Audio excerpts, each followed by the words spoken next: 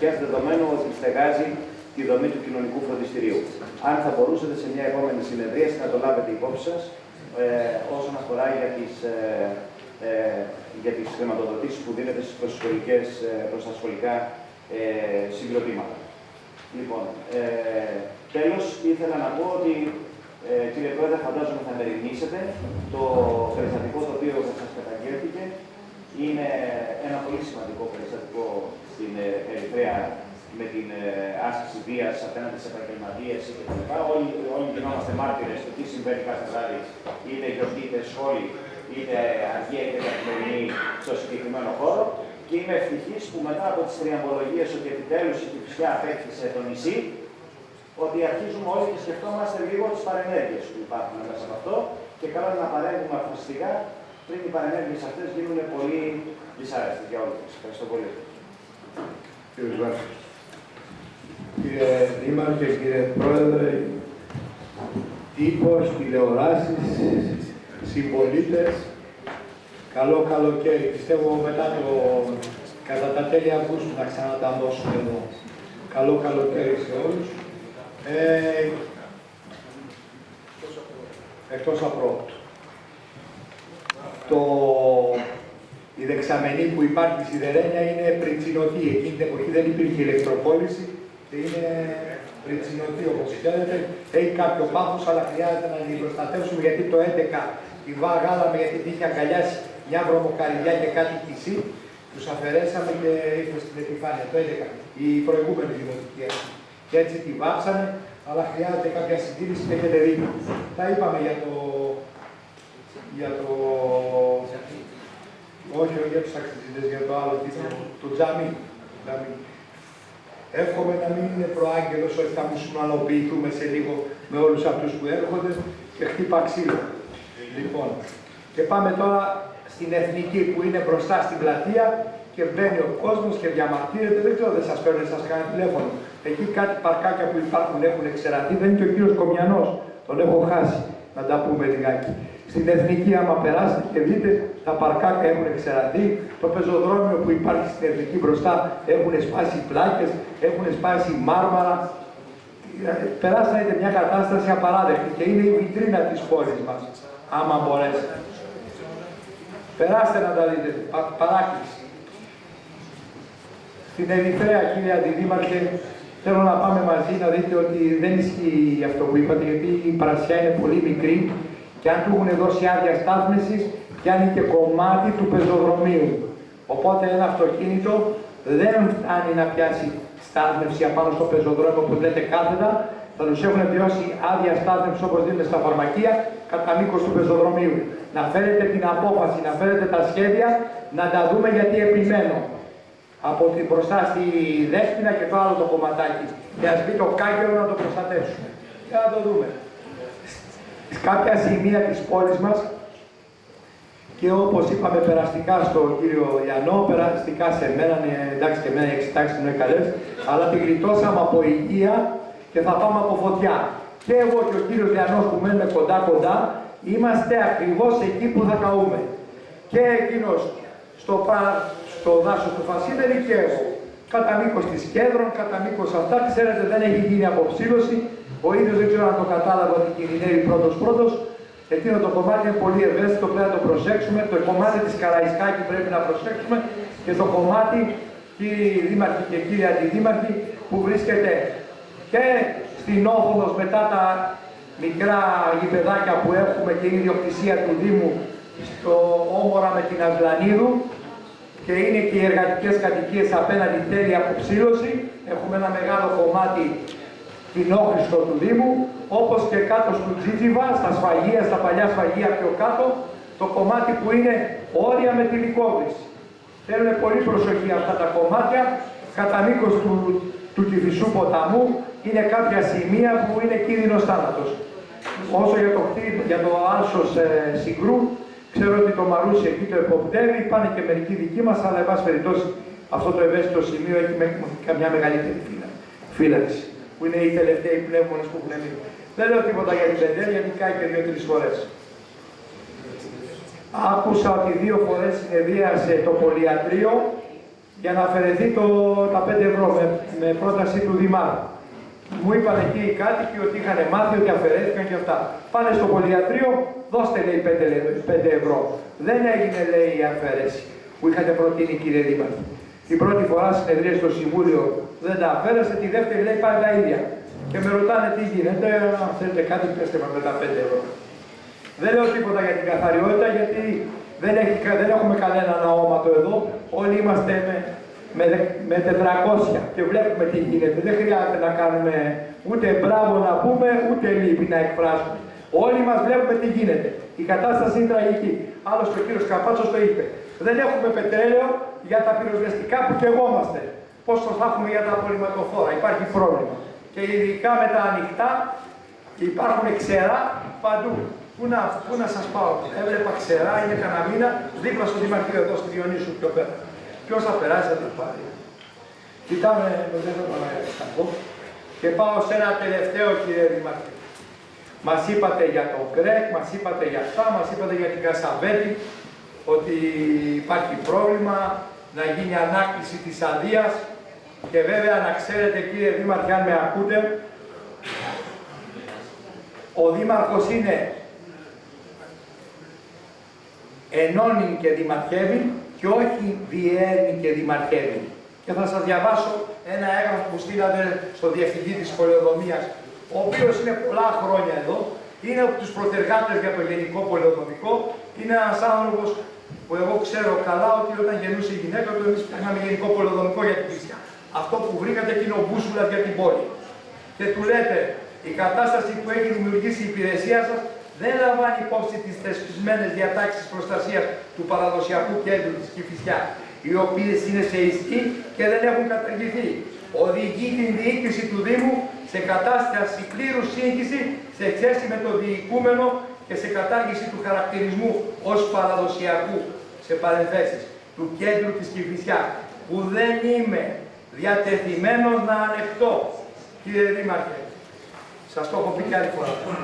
Και οι σύμβουλοι και οι δήμαρχοι φεύγουν, οι υπηρεσίες μένουν. Και για να λειτουργήσει ο Δήμος χρειάζεται να έχει καλές σχέσεις με τις υπηρεσίες. Δεν χρειάζονται ακραία έγγραφα. Μπορείτε να συνεργαστείτε και να κάνετε ό,τι καλύτερο υπάρχει για την πόλη. Το επαναλαμβάνω. Ο Δήμαρχος δεν είναι διέρνη και δημαρχεύει. Είναι ενώνει και δημαρχεύει. Να το θυμόσαστε. Όπως ξέρετε και δείτε, πολλοί που έχουν περάσει, αλλά λίγοι έχουν μείνει στην ιστορία. Ευχαριστώ. Κύριε Σαβλίτης. Ευχαριστώ κύριε Πρόεδρε. Ήθελα να απαντήσω στο κύριο Λαυτόπουλο όσον αφορά τον τύπο της γραμμής και να ενημερώσω ότι είχε επαφή το 2011 ύστερα από προσβήσεις της κυρίας Κορογιαννάκη. Είχε μελετήσει κύριε Κορογιαννάκη και επαφή το 2011. Αυτό. Δεύτερον, στον κύριο Καπάτσο και εγώ δεν θα απαντήσω. Να του πω ότι εδώ δεν είναι χώρος να λαϊκίζουμε και να θεωρούμε ότι οι εργαζόμενοι πολλοί η προστασία είναι πέντε. Όλες οι διοικήσεις πάντα τους φροντίζουν. Και οι προηγούμενοι και εκείνοι. Δηλαδή το να πας διοίκηση σουλάκια νομίζω ότι δεν είναι αρνητικό ή κακό. Τους φροντίζουμε μέρα νύχτα. Και τώρα από το ότι μείνανε κάποια βιντεοφόρα χωρίς πετρέλαιο, δεν έχουμε εμείς να έχουμε κινητές βενζίνες να πηγαίνουν να προμηθεύονται. Τι να κάνουμε τώρα. Πήγανε με τρόπο, προμηθεύτηκαν και βάλαμε. Δεν είναι το τραγικό αυτό. Το ότι ξεμένει ένα αυτοκίνητο χωρίς βενζίνη πάνω στο πανικό, λογικό δεν είναι. Σε κατάσταση της ανάγκης. Είναι πολύ φυσιολογικό. Και για την τροφή παραλαμβάνω έχουμε μενούς εκεί προηγούμενη διοίκηση και η τωρινή. Δηλαδή καθημερινά νομίζω ότι υπάρχει καταγγελία ότι μείνανε χωρίς τροφή οι εργαζόμενοι στην πολιτική εργασία. Επί του θέματος δηλαδή το χαλί μπορώ Κύριος Καπάτσος. επί του θέματος. Εγώ ρώτησα συγκεκριμένα, υπάρχει κάποια πρόβλεψη, δηλαδή όταν έχουμε επιφυλακή και έχουμε 10 εργαζόμενους, αυτοί οι 10 εργαζόμενοι με ποιον τρόπο ψηφίζονται. Παράδειγμα, παίρνουν σουβλάκια από τον Νικολέλη. Τα πληρώνει ο Δήμος και 7 η ώρα θα είναι τα σουβλάκια εκεί. Αυτή είναι η ερώτηση. Δεν είναι ζήτημα κάθε φορά να επαιτεί, και το τονίζω κύριε Αυλήτη, να επαιτεί η πολιτική προστασία, μία να στείλει ο Αυλήτης, μία να στείλει ο Χιωτάκης, μία να στείλει ο οποιοσδήποτε άλλος, το οποίο να μην είναι σε κανονική βάση. Όταν έχουμε επιφυλακή, θα πρέπει να υπάρχει ένα συμβεβλημένο σουλατζίδικο, μια συμβεβλημένη πιτσαρία, που να ξέρουν οι άνθρωποι ότι μπορούν να ψωνίσουν από εκεί με μία έκπτωση 80%. Είναι τόσο απλό. Χρειάζεται, να το ολοκληρώσω, χρειάζεται απλώς μία οργάνωση. Δεν μπορεί να στέλνετε εσείς τη μία μέρα και την άλλη μέρα ο κύριος Χιωτάκης και όποτε θέλει ο καθένας μας. Θα πρέπει να είναι κάτι το συγκεκριμένο. Και επίσης, θέλω να πιστεύω ότι κάνατε λάθος εδώ. Να μου λέτε ότι εχθές μείνανε τα οχήματα χωρίς πετρέλαιο την ώρα της φωτιάς, κάνουμε μεγάλη πλάκα. Δηλαδή, αν μείνουμε χωρίς πετρέλαιο την ώρα της φωτιάς, φαντάζομαι ότι κάπου πρέπει να υπάρχει μια δεξαμενή πετρελαίου για ώρες ασφαλείας, έτσι δεν είναι? Η οποία όμως εχθές δεν είχε πετρελαίο. Όχι στο δάσος. Δεν με καταλάβατε, κύριε Αυλήτη. Δεν καταλάβατε. Το περιστατικό συνέβη στη βάση της πολιτικής προστασίας. Και αν το είχα ακούσει, θα έλεγα ότι είναι από κάποιους κακούς. Ήμουν μπροστά. Και μάλιστα είδα τη διαδικασία με τα μάτια μου. Βγάζανε το πετρέλαιο από τα οχήματα και το βάζανε στις υδροφόρες. Δεν έχει σύμβαση ο Δήμος με ένα βενζινάδικο ή με κάποιον που μας προμηθεύει πετρέλαιο? Είναι τόσο αφιερό. Προφανώς. Πώς λοιπόν εχθές δεν μπορούσαν οι υδροφόρες του Δήμου να πάνε εκεί και να βάλουν πετρέλαιο? Διότι πήγανε και ο βενζινάς τους έβαλε 20 λίτρα για όλες τις υδροφόρες. Και κάναμε μεταχύσεις. Κάναμε, δεν κάναμε, κάναμε παιδιά. Αυτά δεν είναι σωστά. Και δεν είναι θέμα πολιτικού, ούτε είναι αυτό. Ποιο τέλος? Αν υπήρχε πρόβλημα να κάνουμε. Κύριε Αυλήτη, οκ, κατανοητό. Εντάξει, με καλύψατε. Κύριε Πρόεδρε, να απαντήσω δύο λεπτά. Κύριος Κασιούρας. Καλησπέρα σας. Κύριε Πρόεδρε, είναι γνωστή η ευαισθησία του Δημάρχου, του κυρίου Βάρου, στα άτομα τα οποία έχουν πρόβλημα, κυρίως οικονομικό. Είναι γνωστές οι προσπάθειές του και τότε που ήταν στη Δημοτική Αρχή να βοηθά αυτά τα άτομα. Δεν θέλω να θυμίσω καταστάσεις της τότε. Απλώς ήθελα να απαντήσω για το 5 το οποίο υπάρχει. Ήταν μια απόφαση του Διοικητικού Συμβουλίου, βρήκαμε το 5 στην προηγούμενη διοίκηση και το διατηρήσαμε και θα το διατηρήσουμε. Και ο λόγος είναι, μάλλον υπάρχουν 3-4 λόγοι. Ο ένας λόγος είναι ότι αυτό το 5 το οποίο το δίνουν αυτοί οι άνθρωποι οι οποίοι έχουν να το δώσουν, μετακινείται και πηγαίνει σε αυτούς οι οποίοι είναι άποροι. Ανασφάλιση, άνεργοι, και συνεπώς είναι στην εποχή μας που χρειαζόμαστε την αλληλοβοήθεια και την προστασία αυτών των ανθρώπων, νομίζουμε ότι συμβάλλουμε έστω με αυτό το 5.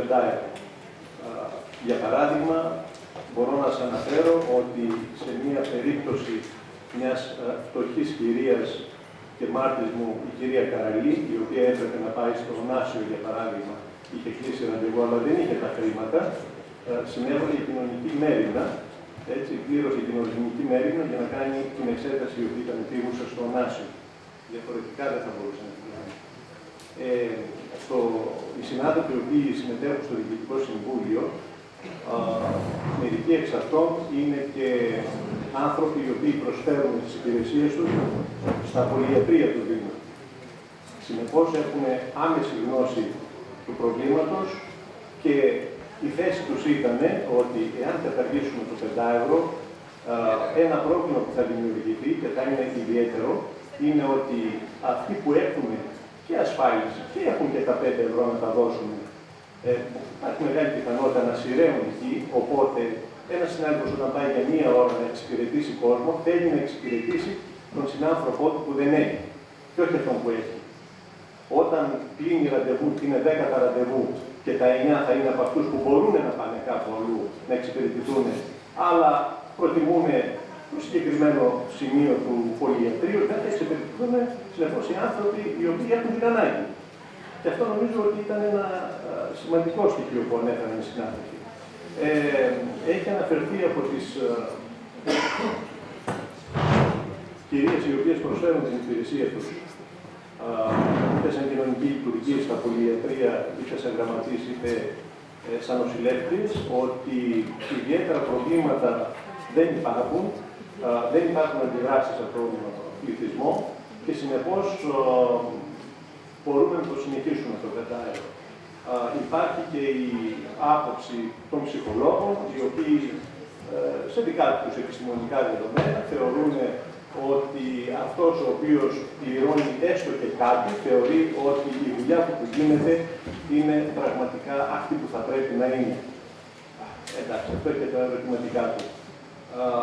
Θα ήθελα να σας ενημερώσω επίσης ότι όταν κάποια στιγμή δημιουργείται πρόβλημα με τον εφοδιασμό των 2 αυτοκινήτων που διαθέτει η κοινωνική μέρημνα, τη βοήθεια στο σπίτι δηλαδή και για τα συσίτια, είχαν ξενία από πετρέλαιο. Με αυτό το πεντάερο μπορέσαμε και τα γεννήσαμε και εξυπηρετήσαμε τον κόσμο. Διότι δεν μπορούμε ούτε να αφήνουμε χωρίς συσίτιο τον κόσμο, αλλά και τη βοήθεια στο σπίτι αυτών των ανθρώπων που πραγματικά έχουν ανάγκη. Πραγματικά εκείνη την ημέρα ήταν μια εξηλαίωση για μας. Έστω αυτά τα λίγα χρήματα τα οποία μαζεύουμε το πεντάερο. Συνεπώς το πεντάερο δεν μπαίνει σε κάποιο λογαριασμό του Δήμου, ούτε της κοινωνικής μέρημνας, αλλά επιστρέφει πραγματικά στους ανθρώπους οι οποίοι το έχουν ανάγκη. Ευχαριστώ πολύ. Κύριε Τσούλο, θέστε με νόμιμο ταμείο αυτό το πεντάερο, κύριε συνάδελφε, γιατί μην μπλέξουμε νόμιμο ταμείο. Παρακαλώ, όταν λέτε νόμιμο ταμείο, τι εννοείτε και τι από εσάς το δίκαιο αυτό. Να δίνει κάποιο τα 5 ευρώ και να τα κρατάτε ξεχωριστά χωρίς να μπαίνουμε διπλότυπο στο Δήμο. Πού είχε ακούσει αυτό. Θα σας τα πει η εταιρεία μας, ξέρει τους νόμους.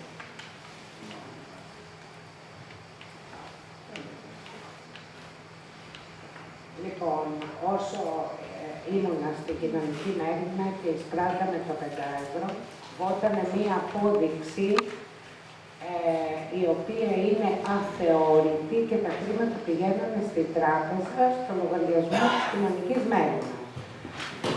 Τώρα αν άλλαξε το καθεστώς αυτό δεν το ξέρω, αλλά μέχρι και που παρέδωσα λειτουργούσαμε με αυτόν τον τρόπο.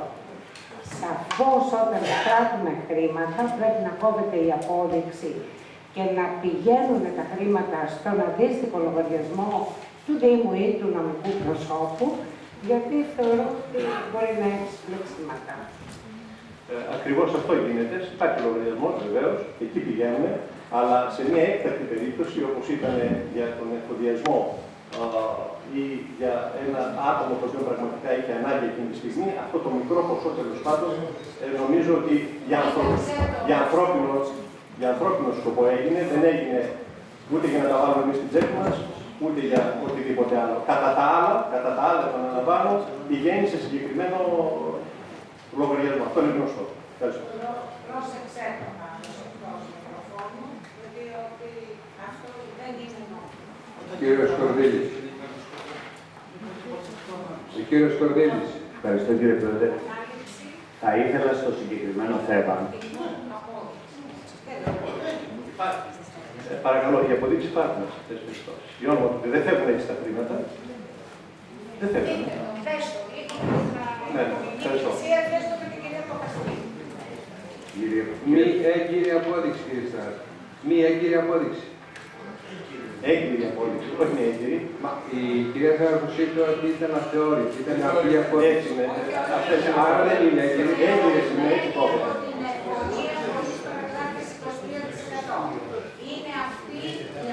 Ήταν θεωρημένη πληροφορία. Εσείς είπατε δεν ήταν θεωρημένη, το είπατε τώρα. Αθεώρητη βάση νόμου, είπα κύριε Πρόεδρε, η ίδια που κόβουν το 5 ευρώ στα νοσοκομεία που κόβουν. Καταργήθηκε στα νοσοκομεία. Είπατε τη λέξη αθεώρητη. Εγώ εκεί πιάστε. Βάση νομοθεσία. Υπάρχει ο νόμος που το χωρίς κυρία Παπαστρέλου. Άρα είναι νόμιμο. Βέβαια νόμιμη παράγοντα ακόμα.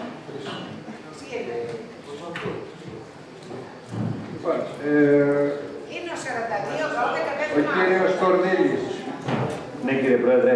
Ακούστηκε η λέξη σκέτο, αθεώρηση. Πρέπει να δοθεί εξήγηση. Ευχαριστώ πολύ. Ευχαριστώ πολύ, αυτό το ξέρω. Αλλά είπε αθεώρητη σκέτο, τι σημαίνει σκέτο. Ο κύριος Κορδίνης έχει το λόγο. Θα ήθελα, κύριε Πρόεδρε, να εστιάσω στον πυρήνα του προβλήματος και όχι στο διαδικαστικό μέρος που είναι αν είναι έτσι ή αλλιώς η απόδειξη. Ήμουν από αυτούς που πρωταρχικά έφερασαν στο Δημοτικό Συμβούλιο το αίτημα για κατάργηση του πενταέδρου. Θεωρώ ότι μέσα στις ιδιαίτερες συνθήκες στις οποίες ζούμε και με δεδομένη την εμπειρία που έχουμε μέσα από τα δημόσια νοσοκομεία, στα οποία γινόταν πραγματικός χαμός με την καταβολή του πενταέδρου, να στεκόμαστε και να αξιολογούμε επιχειρήματα των αγαπητών συναδέλφων και εθελοντών γιατρών που απαρτίζουν το Διοικητικό Συμβούλιο της Μέρινας, να επιχειρηματολογούμε υπέρ της μονιμοποίησης αυτού του πενταέδρου. Τουλάχιστον για τις υπάρχουσες συνθήκες. Θα περίμενα εγώ, αναλογιζόμενη την κρισιμότητα των στιγμών που περνάει ο καθένας από εμάς και οι συμπολίτες μας, να πούνε ότι το αποσύρουμε έστω και προσωρινά, μέχρι να δημιουργηθούν προϋποθέσεις στη χώρα οικονομικής διαφορετικής κατάστασης για τον καθένα από εμάς. Θεωρώ άδικο για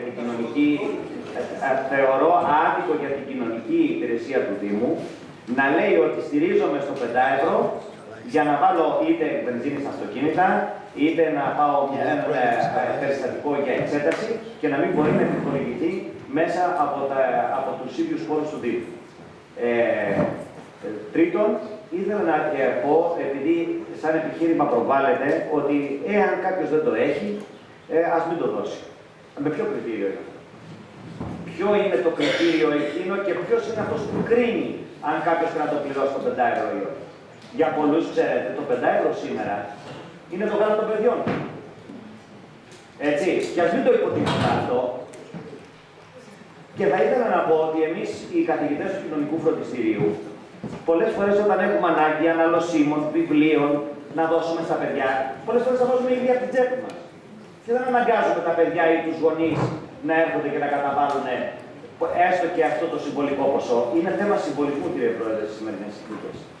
Και νομίζω ότι πρέπει να πιστούν στα μέλη του Διοικητικού Συμβουλίου ότι τουλάχιστον ας γίνει αναστολή της καταβολής αυτής για κάποιο χρονικό διάστημα.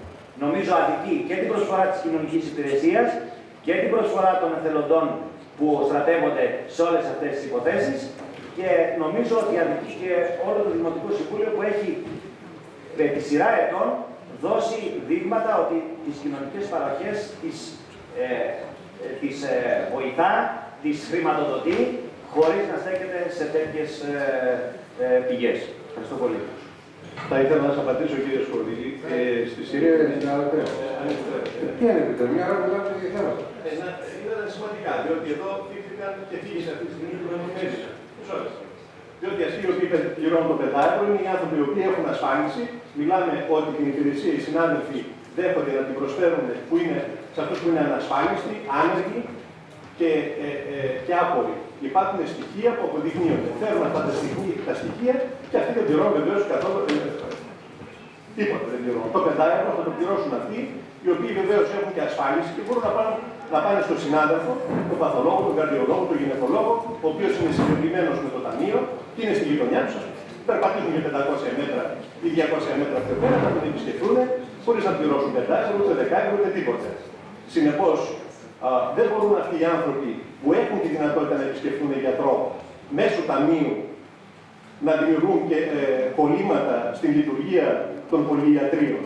Διότι εκεί δεχόμαστε αποκλειστικά και μόνο, και επειδή αυξήθηκε ο αριθμός των απόρων των ανασφάλιστων, πέφτουμε με τα μούτρα να εξυπηρετήσουμε αυτούς τους ανθρώπους. Οι άλλοι που μπορούν να επισκεφτούν συναδέλφους μέσω του ταμείου τους έξω, παρακαλώ πολύ να πηγαίνουν εμέσως, τέλος πάντων τους παρακινούμε, να πάνε προς τα εκεί. Και να μην δημιουργούν κολλήματα στην εξυπηρέτηση των ανθρώπων, των μη εχόντων. Δεν είναι για άλλο λόγο αυτό το 5€. Βεβαίως, ο ρόλος της κοινωνικής μέριμνας αυτός είναι. Κατά κύριο λόγο, πρώτον, αυτή την εποχή την οποία πολύ καλά περιγράψατε και λέτε ότι είναι ιδιαίτερη εποχή, αυτούς τους ιδιαίτερους ανθρώπους που δεν έχουν ασφάλιση, που είναι άποροι και είναι πολλοί πλέον και κάθε μήνα. Μεγαλώνει ο αριθμός τους. Προσπαθούμε να τους εξυπηρετήσουμε. Διαφορετικά δεν θα έχουν εξυπηρέτηση. Δεν μπορεί ο συμπολίτης μας αυτός, ο οποίος μπορεί να εξυπηρετηθεί έτσι στο ιατρείο μου, με το ταμείο του, να απαιτεί να πηγαίνει και να δημιουργεί πρόβλημα στις υπηρεσίες της κοινωνικής μέρημνας. Ευχαριστώ πολύ. Το νεκρό που βρέθηκε στη ΔΕΗ εκεί στη Βίλα Καζούρη, που βρέθηκε η μέρημνα, ξέρει, για ένα πεθαμένο στη Βίλα Καζούρη μετά από 2 μέρες. Γι' αυτό είναι που κοιμάται στο παγκάκι στο Χάγκεδας απέναντι. Ο κύριος Τσούλος έχει τον λόγο. Ευχαριστώ κύριε Πρόεδρε. Κύριε Βάσο, Κύριε Πρόεδρε, με απάντηση ζήτησα το κύριε λόγο Βάσο. ναι, έτσι. Για να μην αλλάξουμε θέμα. Ο κύριος Τσούλος έχει τον λόγο. Εντάξει, ευχαριστώ κύριε Πρόεδρε. Απαντήσεις, ναι, απαντήσεις. Λοιπόν, με τον κύριο Βάσο η απάντηση είναι ότι η επιδιώξη των πλακών εκεί μπροστά στη στάση έχει δρομολογηθεί. Έχουμε παρακαλέσει την τεχνική υπηρεσία να το κάνει. Απλώς έχει κάνει ένα δύο υπάλληλοι και ένας άλλος υπάλληλος έκοψε τον προχώρητο χώρο του μάθετε κι εσείς. Σήμερα είχαμε 7-8 πενταγωνίτες να στελεχώσουν το τεχνικό συνεργείο. Είναι άμεση προτεραιότητα. Έχουν μειώσει την διαπάση. Λοιπόν, για την πιάτσα, κύριε Σκορδί, εκεί η πλατεία, μεταφέρθηκε η στάση του ξέρετε στο κάτω. Εκεί που είναι τώρα η άλλη στάση, εκεί σαν διαλύει και πάνω από τις κρέφτες στην Κρετερή, θα γίνει αυτή η πιάτσα. Όλες μαζί συνολικά οι πιάτσες και η μελέτη πήγε στον ΟΑΣΑ για να εγκριθεί και θα εγκριθεί, δεν θα έχουμε προβλήματα από ό,τι φαίνεται. Και για τη στάση που είχατε ζητήσει να μεταφερθεί απέναντι την Εθνική προς Αθήνα, επισκέφθηκα αυτό το τον κύριο Αποστολίδη, τον διευθυντή του ΟΑΣΑ, 2 φορές και έχουμε προμολογήσει να γίνει και αυτό. Οπότε θα έχουμε νέα. Ευχαριστώ. Κύριος Παπα-Νικολόπουλος. Ευχαριστώ κύριε Πρόεδρε. Θα ήθελα να επανέλθω στο θέμα που έθεσε ο κύριος Γραφτόπουλος και να το θέσω κύριε Δήμαρχε συνολικά ως προς τους αρχαιολογικούς χώρους που έχει η Κηφισιά, η κατάσταση στην οποία βρίσκονται και τι έχει κάνει ο Δήμος. Αυτό κύριε Γραφτόπουλο καταρχήν νομίζω ότι δεν είναι τζάμι, ήταν ιεροδιδασκαλείο.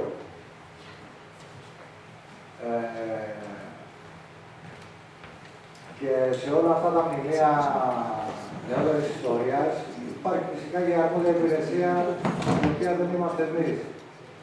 Είναι όπως είπατε η εφορία νεότερων μνημείων.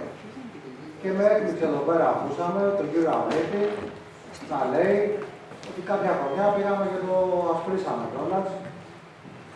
Αυτά κύριε Πρόεδρε, χρειάζονται ειδική μελέτη, χρειάζονται ειδική επισκευή, γιατί όπως ακούσαμε και πριν με την υποδεχάμενη, έγινε μια επισκευή το 2011 και το 2015 έχει πάλι πρόβλημα οξύδωσης. Προφανώς κύριε Δήμαρχε, η αποκατάσταση δεν έλαβε υπόψη της τις προδιαγραφές του έργου. Και το λέω για πολλωστή φορά, δεν μπορούν οι υπηρεσίες μας να τα απεξέλθουν σε τέτοια θέματα. Είναι χαρακτηριστικό ότι στο κέντρο της Κηφισιάς υπάρχει μια ενότητα ιστορική, η οποία είναι από το εκκλησάκι των Αγίων Θεοδόρων, τα ερήπια του βρίσκονται στη Νοσήνη και Αγίων Θεοδόρων, όπου εκεί υπάρχει και το άλλο, ουσιαστικά είναι επιχωματωθεί, δηλαδή χρειάζεται πάλι μια εργασία ανάδειξης του έργου. Εκεί είδαμε και ένα άπλωμα προηγούμενος δήμαρχος, έστησε και ένα μνημείο εθνικής αντίστασης. Φυσικά κανένας επισκέπτης δεν μπορεί να αντιληφθεί τι είναι αυτό το πράγμα που βλέπει. Όλο δεν μάλλον πότε κατασκευάστηκε, τι σχέση είχε στην Κηφισιά. Κατεβαίνοντας προς τα κάτω έχουμε σωρούς λίθων οικοδομικών, οι οποίοι είναι ένα στέραστρο τεχνοτροπίας δεκαετίας 80, με ένα